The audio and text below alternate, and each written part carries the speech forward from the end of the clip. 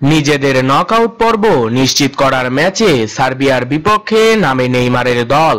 সেই ম্যাচটি সার্বিয়াকে 2 গোলে হারিয়ে গ্রুপ চ্যাম্পিয়ন হয়েছে ব্রাজিল। কিন্তু এই ম্যাচেই ইনজুরিতে পড়েছেন ব্রাজিলের অন্যতম সেরা ডিফেন্ডার মার্সেলো। ম্যাচের 10 মিনিটের মাথায় তার হাঁটুতে ব্যথা শুরু হয়। তার বদলে ম্যাচের 10 মিনিটেই নামানো হয় ফিলিপ লুইসকে। তার ইনজুরি নিয়ে সম্ভাবনা থাকলেও তাকে হেঁটেই মাঠ পার হতে দেখা যায়। সর্বশেষ পাওয়া খবরে জানা যায় ইনজুরি আক্রান্ত হয়ে হাসপাতালে ভর্তি হয়েছেন ব্রাজিলিয়ান তারকা।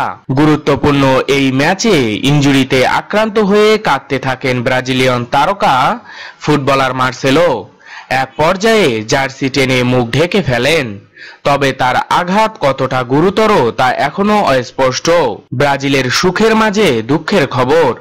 ব্রাজিল ফুটবল কনফেডারেশনের পক্ষ থেকে জানানো হয়েছে মার্সেলো কোমরের ইনজুরিতে পড়েছেন।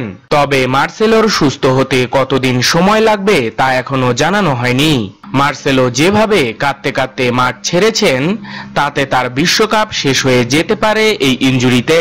কারণ এ ধরনের ইনজুরি থেকে সুস্থ হয়ে ফিরতে সর্বোচ্চ 2 সপ্তাহের মতো সময় লাগে। ওই ম্যাচে সার্বিয়াকে 2-0 গোলে হারিয়ে গ্রুপ চ্যাম্পিয়ন হয় পেলের উত্তরসূরিরা। খেলায় পলিনহো ও থিয়াগো সিলভা একটি করে গোল করেন। পরবর্তী ম্যাচগুলো খেলতে পারবে কিনা জানতে চাইলে ব্রাজিল ফুটবল কনফেডারেশনের পক্ষ থেকে বলা হয় মার্সেলো পরবর্তী ম্যাচ নাও খেলতে পারেন। নকআউট পর্বে ব্রাজিল কি করবে সেটাই এখন দেখার বিষয়।